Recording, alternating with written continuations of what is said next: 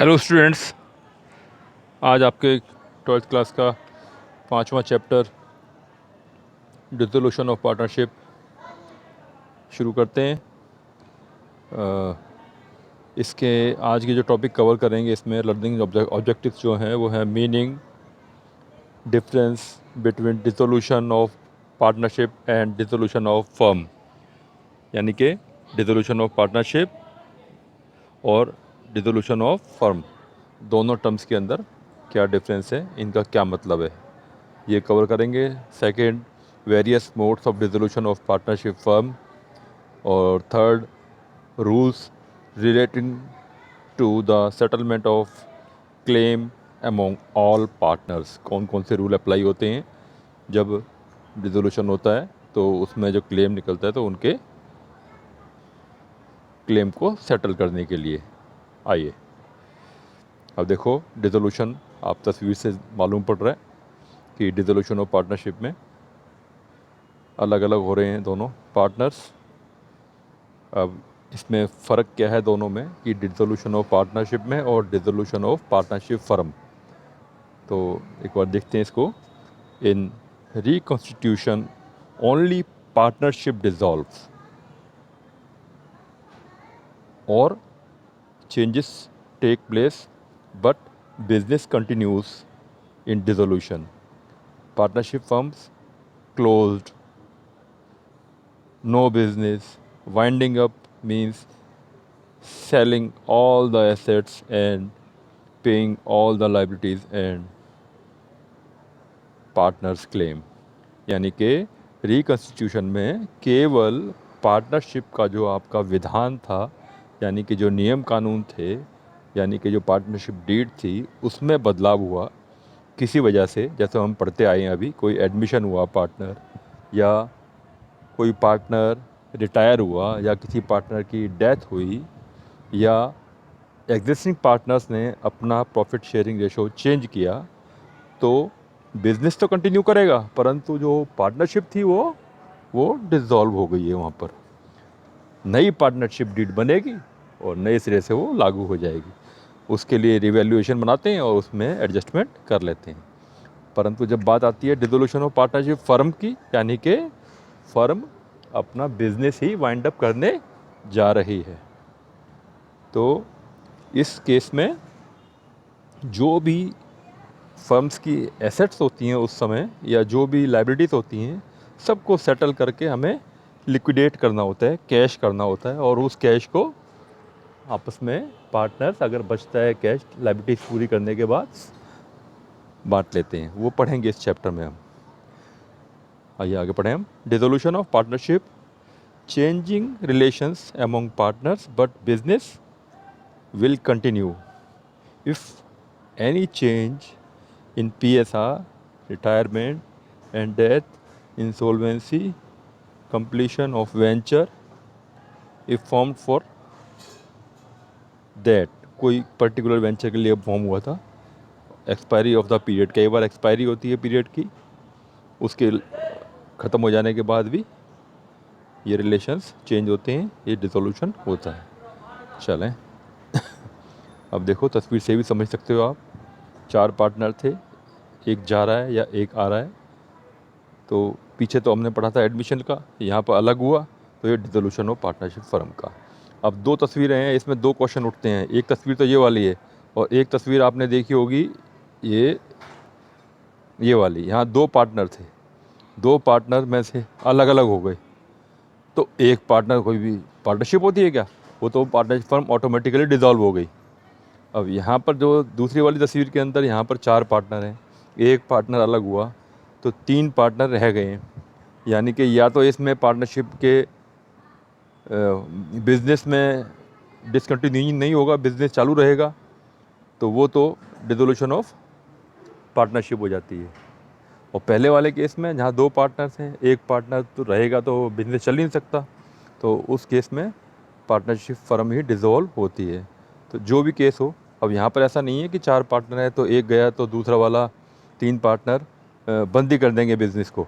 हाँ, अगर वो तय करते हैं कि बंद करना है, तो उस केस के अंदर वो डिसोल्यूशन ऑफ फर्म होगा, अदरवाइज़ डिसोल्यूशन ऑफ पार्टनरशिप होगी।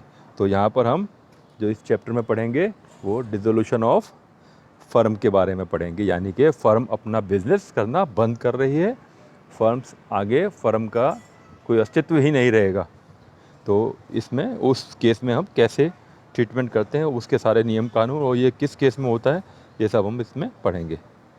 आइए, अब various modes of dissolution of partnership firm, किस किस कारण से हो सकता है ये डिसोल्यूशन बाय एग्रीमेंट, यानी कि सब लोग, 4 लोग हम पार्टनर हैं या 3 लोग पार्टनर हैं, तीनों मिलकर डिसाइड करते हैं भाई let us wind up the business, बंद करो बिजनेस को, ठीक है, बाय एग्रीमेंट हो गया। कंपल्सरी डिसोल्यूशन, कुछ ऐसी परिस्थितियाँ बनती हैं कि डिसोल्यूशन करना ही पड़ता है कंपल्सरी, जैसे कि मैंने बताया कि 2 पार्टनर हैं, एक बाय द वे मर गया तो ख़त्म पार्टनरशिप, एक बंदे की पार्टनरशिप थोड़ी होती है कोई वो, या all partners except one become insolvent, all partner except one become insolvent, यानी कि एक केवल सोल्वेंट रह गया और बाकी सारे पार्टनर्स इंसॉल्वेंट बन गए। तो आपने पढ़ा होगा पार्टनरशिप की विशेषताओं में, पहला विशेषता मतलब खास विशेषता ये थी कि इसमें असीमित दायित्व होता है। हाँ, असीमित दायित्व कहाँ से होगा जब एक ही पार्टनर रह गया तो एक पार्टनर होने के कारण इसकी लायबिलिटी सीमित हो जाती है उसी पार्टनर तक, तो वो भी फिर डिसोल्यूशन करना पड़ता है। इसके बाद कोई लीगल रीज़न हो सकता है, या हमारा जो काम है वो अनलॉफुल हो गया, जैसे कि आपने देखा होगा कि पटाखे की दुकानें थी, पटाखे की फैक्ट्री पे बैन लगा दिया अगर गवर्नमेंट ने, तो वो अनलॉफुल हो गया, डिसॉल्व करनी पड़ेगी वो पार्टनरशिप अगर वो करते होंगे तो वो काम, तो ये केस हो गया। इसके बाद है एक असर्टेन कंटिजेंसीज लाइक डेथ और एक्सपायरी ऑफ पार्टनरशिप पीरियड, यानी कि कोई मेन मेंबर था उसकी डेथ हो गई, बिजनेस चल ही नहीं पाएगा तो डिसॉल्व करना पड़ेगा हमको। इसी प्रकार पार्टनरशिप पीरियड, एक पर्टिकुलर पीरियड के लिए पार्टनरशिप बनी थी कि हम 3 साल चलाएंगे, पहले ही तय कर रखा है, तो 3 साल पूरे होने के बाद वो डिसॉल्व करनी पड़ेगी।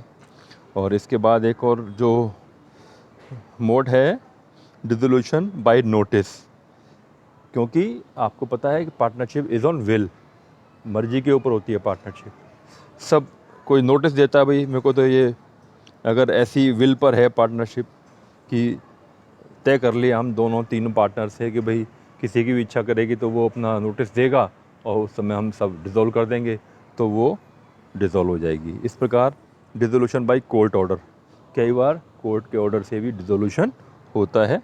तो ये आपके various modes of dissolution of firm है, इसको एक चार्ट के द्वारा भी बताया गया है। आप देखें, जो मैंने वो प्रेजेंटेशन पीछे दिखाया है आपको, इसमें चार्ट में बता दिया सारा कि सारे रीज़न क्या क्या हो सकते हैं इसके मोड्स के, डिसोल्यूशन के, राइट। चलें नेक्स्ट पर, इसके बाद ये आ जाओ rules relating to settlement of claim, क्या रूल्स हैं, और ट्रीटमेंट ऑफ लॉसेस है और एप्लीकेशन ऑफ एसेट्स है। इसमें कैसे कैसे होगा जी, अब ट्रीटमेंट ऑफ लॉसेस कैसे होगा, losses including deficiencies of capital shall be paid, कैसे पे की जाएगी अगर बाय द वे हमारी डेफिशिएंसी होती है कैपिटल की, तो उसमें फिर सवाल पैदा होता है कि पहले कौन सा खर्चा किससे पूरा किया जाए। तो फर्स्ट आउट ऑफ प्रॉफिट्स, पहले जो प्रॉफिट्स होते हैं उसमें से हमारी लॉसेस की क्षतिपूर्ति की जाती है। जब प्रॉफिट ख़त्म हो गए तो next out of capital of partner, फिर नंबर आता है भाई अब पार्टनर्स की कैपिटल है, क्योंकि पार्टनरशिप है, असीमित लायबिलिटी होती है पार्टनर्स की, आपकी फंड्स के द्वारा आपकी लायबिलिटीज़ पूरी नहीं हो रही हैं तो आपको अपनी कैपिटल में से पूरी करनी पड़ेंगी।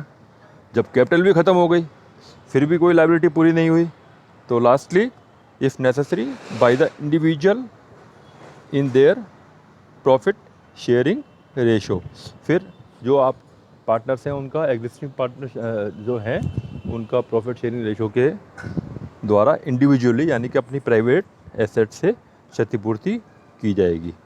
अब एप्लीकेशन ऑफ एसेट्स के रूल क्या हैं इसके अंदर, assets including sum contributed by partners for deficiency, सबसे पहले क्या है उसमें एप्लीकेशन ऑफ एसेट्स में, डेट्स ऑफ थर्ड पार्टी, जो भी बैलेंस शीट के अंदर आउटसाइड लायबिलिटीज़ हैं यानी कि थर्ड पार्टी की जो देनदारियां हैं वो पहले चुकाई जाएंगी। नंबर सेकंड पर loans and advances by partners except capital. अब पार्टनर दो तरीके से पैसा ला सकता है बिजनेस के अंदर, एक तो कैपिटल की तरीके से और एक या कोई लोन दे दे कोई पार्टनर अपनी फर्म को, तो उसका सेकंड जो लाइबिलिटी होगी उसकी जब देनदारियां चुक जाएं, थर्ड पार्टी लाइबिलिटी ख़त्म हो जाएं, डेट्स ख़त्म हो जाएं, तो फिर पार्टनर का अपना लोन चुकाया जाएगा। उसके बाद कैपिटल पेबल टू पार्टनर्स, फिर जो कैपिटल बनती है उनकी उसकी पेमेंट होगी। फिर कुछ जो बचेगा रेजिड्यू, डिविडेंड को बचता है अगर, तो प्रॉफिट शेयरिंग रेशो के अंदर उसका बंटवारा हो जाएगा। तो ये होगी एप्लीकेशन ऑफ एसेट्स, राइट। अब एक इसमें मैं जिक्र कर दूं, गार्नर वर्सेस मुरे रूल आता है इसके अंदर, कि उसका भी कई बार जिक्र आ जाता है। तो उसके अंदर ये था कि जो डेफिशिएंसी है कि एक भी पार्टनर अगर सोलवेंट रह जाता है तो बाकी जो इंसोल्वेंट पार्टनर हैं उन सब की भी लायबिलिटी उसके ऊपर आ जाती है ना। तो ये रहता है, ये रूल क्या, ये इंडिया में भी रूल लागू कर लिया है क्योंकि ये तो इंग्लैंड का एक केस था। तो इसी को इंडिया में भी पार्टनरशिप एक्ट 1932 में अडॉप्ट किया हुआ है कि यदि कोई पार्टनर, जैसे 3 पार्टनर हैं, 3 पार्टनर में से एक इंसोल्वेंट हो गया तो बाकी जो पार्टनर हैं उसका भी हिस्सा वही चुकाएंगे पार्टनर, ठीक है ना। तो ये हो गया। इसके बाद फिर अकाउंटिंग ट्रीटमेंट क्या होता है इसका। अकाउंटिंग ट्रीटमेंट के लिए मैं जनरल एंट्रीज है इसके अंदर। सबसे पहले तो आपको ट्रांसफ़र ऑफ एसेट्स करना पड़ता है। जो आपकी बैलेंस शीट होती है, मैंने बताया ना आपको, बैलेंस शीट के अंदर एसेट्स हैं, लाइबिलिटीज़ हैं, तो उसको हमने कन्वर्ट करना है कैश के अंदर, यानी कि लिक्विडेट करना है और सारी देनदारियाँ पूरी करनी है उससे हमें। तो इसी तरीके से वाइंड अप होगा, यानी कि बैलेंस शीट में कोई बचे ही ना, कैश बचे और कैपिटल में से जो देनदारियाँ हैं वो बचे। तो उसे करने के लिए सबसे पहले हमें अपनी पूरी बैलेंस शीट के आइटम को सबसे पहले एसेट्स को ट्रांसफ़र करते हैं, किसके अंदर, रियलाइजेशन अकाउंट के अंदर। तो इसकी एंट्री क्या होगी, एसेट्स आपको पता होगा डेबिट की एंट्री होती हैं एसेट्स की, एसेट्स हमेशा डेबिट में होती हैं। तो उसको डेबिट ट्रांसफ़र करने के लिए तो क्रेडिट करेंगे, यानी कि एसेट्स फर्नीचर है कोई, तो बैलेंस शीट में डेबिट में है, वो एसेट साइड में है, तो उसे क्रेडिट करेंगे तो जीरो हो जाएगा ना वो। तो डेबिट किसे करेंगे, डेबिट करेंगे इसके लिए हम रियलाइजेशन अकाउंट को। रियलाइजेशन का मतलब उसे कन्वर्ट करना, रियलाइज़ करना कैश के अंदर। तो एसेट ट्रांसफ़र कर दिया हमने इस एंट्री से। फिर हम दूसरी एंट्री से करेंगे लाइबिलिटीज़ को ट्रांसफ़र। इसकी उलट हो जाएगी, वो लाइबिलिटी क्रेडिट में होती है तो यहाँ उसे डेबिट करेंगे नील करने के लिए, और रियलाइजेशन अकाउंट के अंदर वो क्रेडिट में हो जाएगी। एक्सटर्नल लाइबिलिटी होंगी, ध्यान रखिएगा इसमें। External liability including provisions if any are close by transferring them to the credit of realization account. Third entry क्या होगी, फॉर, अब जैसे एसेट्स हो गई और एक्सटर्नल लाइबिलिटीज़ हो गई, ठीक है ना। इसके बाद क्या करेंगे, उसको हम सेल करेंगे। एसेट्स को सेल करेंगे तो या तो कैश आएगा या बैंक में पैसा जाएगा, तो bank account debit to realization account. Fourth entry क्या है, foreign assets taken over by a partner. यदि कोई एसेट्स पार्टनर कहता है कि मैं ले जाता हूँ इसको, तो हमें क्या मतलब है, कोई दिक्कत नहीं, हमने पार्टनर को भी पैसे देने होते हैं तो हम उसको दे देंगे, ये पकड़ भाई ले जा, कोई बात नहीं। तो डेबिट क्या करेंगे, इसके अंदर कैश नहीं आ रहा उसके यहाँ से, हमने पार्टनर को ड्राइंग्स में जैसे डेबिट करते हैं इस प्रकार से हम पार्टनर का कैपिटल अकाउंट डेबिट कर देंगे, क्योंकि डेबिट करने का मतलब पार्टनर की कैपिटल कम हो गई, और रियलाइजेशन अकाउंट को क्रेडिट कर देंगे, ठीक है ना। यानी कि हमारा वो वाली पर्टिकुलर एसेट्स का इफ़ेक्ट ख़त्म हो गया उसमें से। पहले डेबिट हुई थी रियलाइजेशन में, अब वो पार्टनर ले गया तो क्रेडिट हो गई यहाँ पर। इसके बाद फॉर पेमेंट ऑफ लाइबिलिटीज़, अब हमने एसेट से कैश उगाया था, लाइबिलिटीज़ की पेमेंट करनी है हमने, तो realization account debit to bank. छठी एंट्री क्या है इसमें, for liability which a partner take responsible to discharge. कोई पार्टनर कहता है कि ये लाइबिलिटी मैं अपने सर ले रहा हूँ, मैं चुका दूंगा इसको, तो उसको वो चुका देगा, इसका मतलब ये थोड़ी है कि वो अपने जेब से देगा, वो उसका बेनिफिट लेगा वो, यानी कि जैसे कि एडिशनल कैपिटल लेके आ रहा है, जस्ट लाइक दैट। तो उसकी एंट्री क्या होती है, जब कैपिटल लाता है एडिशनल, यानी कि क्रेडिट होता है, वो कैपिटल क्रेडिट होता है, तो बढ़ेगा जब ही ना, क्रेडिट होगा जब। तो realization account debit to capital account. इसके बाद आ जाती है entry 7 for settlement with the creditors through transfer of assets. कोई ट्रांसफ़र करते हैं एसेट्स के, क्रेडिटर है कोई, उसे बोलते हैं ये एसेट्स लेके जा भाई तू। आपस में एसेट्स चली गई हैं और उसका कोई लेन देन नहीं करना है तो कोई एंट्री की आवश्यकता ही नहीं होती। परंतु कुछ कैश ले रहे हैं या कुछ कैश दे रहे हैं तो उस केस में हमें एंट्री करनी पड़ती है। जैसे for example, a creditor to whom 10,000 was due, assets office equipment worth ₹8,000। 10,000 का उसको हमने देना था, 8,000 का उसने फर्नीचर ले लिया और 2,000 रुपये नकद ले लिए। तो जो नकद की एंट्री होगी वहाँ केवल वही एंट्री होगी। उसमें क्या हो जाएगा, realization account debit to bank, यानी कि हमारा बैंक घट गया 2,000 रुपये से और रियलाइजेशन अकाउंट डेबिट हो गया। तो और आप कहोगे अब ये 8,000 रुपये कहाँ गए? भाई 8 और 10 की एंट्री तो हम पहले ही कर चुके हैं, तो उसको करने का आवश्यकता नहीं है। इसके बाद however, when creditor accepts an assets whose value is more than the amount due to him, he will pay cash to the firm। यानी कि जो अगर बाय द वे 10,000 रुपये उसको देने थे और 12,000 रुपये के सामान देते हैं तो 2,000 रुपये उससे हम वापस ले लेंगे, तो ये वाली एंट्री उल्टी हो जाएगी। यहाँ पर फिर बैंक अकाउंट डेबिट हो जाएगा और रियलाइजेशन अकाउंट क्रेडिट हो जाएगा। ठीक है। इसके बाद 8वीं एंट्री हो गई for payment of realization expenses, यानी कि हम जब ये सारी चीज़ें रियलाइज़ कर रहे हैं एसेट्स को हम, तो इसके कुछ खर्चे होते हैं सब काम करने के, तो उस खर्चे की भी हमें एंट्री करनी पड़ती है। तो पहला केस क्या है इसके अंदर? पहला तो हो गया when some expenses are incurred and paid by the firm in process of realization of assets and payment of liability, यानी कोई खर्चा हुआ फर्म ने पे करना है जो भी रियलाइजेशन का है, तो खर्चा क्या होता है? डेबिट होता है। Realization account debit to bank, bank घट गया। अब सेकंड केस क्या हो सकता है?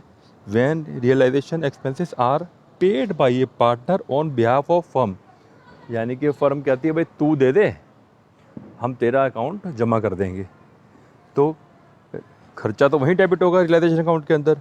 हमारे यहाँ से कैश नहीं गया है, बदले में पार्टनर ने दे दिया है, तो पार्टनर को हमने क्रेडिट दे दिया, पार्टनर कैपिटल अकाउंट क्रेडिट कर दिया। थर्ड केस क्या हो सकता है इसके अंदर?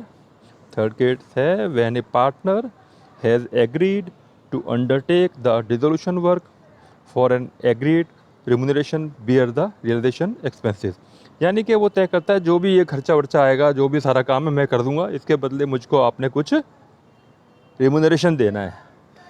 तो उसने एक तरह से ठेका ले लिया आपने, तो खर्चा फर्म का नहीं रहा। फिर अब फर्म का तो केवल जो हमने अमाउंट सेट किया है रिम्यूनरेशन का वही खर्चा होगा। तो इसमें क्या है, इसमें भी अलग अलग केस हो सकते हैं। तो पहला केस क्या है? If payment of realization expenses is made by the firm, यानी कि फर्म पे कर रही है ऑन बिहाफ ऑफ पार्टनर। क्यों? क्योंकि पार्टनर ने ठेका ले लिया था, तो इसलिए पार्टनर के बिहाफ पर। पार्टनर को तो रेम्यूनरेशन मिलना है, खर्चा नहीं मिलना, जो उसका तय हो गया रेम्यूनरेशन वो मिलना है। तो यहाँ पर क्या होगा, अगर फर्म पे करती है एक्सपेंसेस तो पार्टनर कैपिटल अकाउंट डेबिट कर देंगे, वही ड्राइंग की तरह।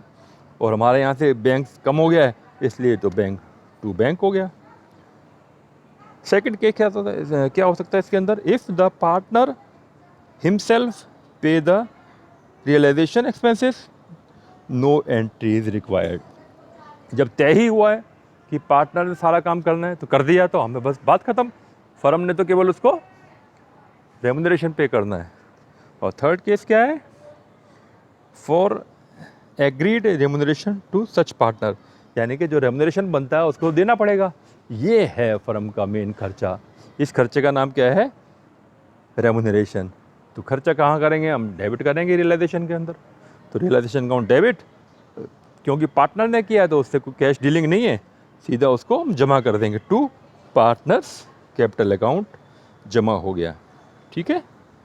इसके बाद नवी एंट्री है for realization of any unrecorded assets including goodwill if any. कोई भी अनरिकॉर्डेड एसेट्स हमारी रह गई है, बैलेंस शीट में नहीं थी, गोदाम खाली करते करते कुछ निकल के आ गया, तो वो भी तो हमारा ही पैसा सामान है। जब वो बुकेगा तो बैंक बढ़ेगा, तो bank account debit to realization account, क्योंकि उसका तो रिकॉर्ड ही कोई नहीं है, सीधा क्रेडिट हो जाएगा। क्रेडिट क्या होता है? प्रॉफिट की तरह होता है। और रियलाइजेशन अकाउंट की सारी क्रेडिट की एंट्रियाँ हमारा बैलेंस बढ़ाती हैं, प्रॉफिट की तरह दिखाती हैं वो। ठीक है ना, रेवेन्यू दिखाती हैं। 10वां आ जाओ अब, फॉर अनरिकॉर्डेड लाइबिलिटी, यानी कि इसके उलट हो जाएगा फिर वो। यहाँ पर हमारा बैंक घट गया, realization account debit to bank, यानी कि कोई पुरानी देनदारी निकल आई जो हमारी खातों में नहीं है, हमने कहीं ख़त्म कर दिया होगा बुक्स में से, अपने उसको राइट ऑफ कर दिया होगा। ठीक है, तो इस तरीके से कोई ऐसी लाइबिलिटी निकल के आती है तो उसको हमें realization account debit to bank. अब 11th एंट्री है इसके अंदर, for transfer of profit and loss on realization. जब ये सारी एंट्रियाँ पूरी हो जाएंगी तो हमको डेबिट और क्रेडिट के टोटल करने पड़ते हैं। यदि क्रेडिट का टोटल ज़्यादा है वो प्रॉफिट, यदि डेबिट का टोटल ज़्यादा है तो लॉस। और उसे कहाँ लेके जाते हैं, पार्टनर्स कैपिटल अकाउंट के अंदर लेके जाते हैं। तो ये एंट्री वही हो गई same. In case of profit, realization account debit to partner capital account individually. ठीक है, अलग अलग पार्टनर के खाते में चला जाएगा वो, उनका कैपिटल बढ़ जाएगा। यदि लॉस होता है तो इसके उलट हो जाएगी, कैपिटल अकाउंट डेबिट हो जाएंगे और रियलाइजेशन अकाउंट क्रेडिट हो जाएगा। इसके बाद 12वीं entry, for transfer of accumulated profit in form of reserve fund और जनरल रिज़र्व।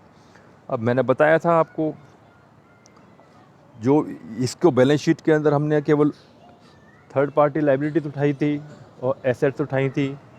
इसके बाद कुछ हमारे प्रॉफिट रिज़र्व होते हैं बचे हुए।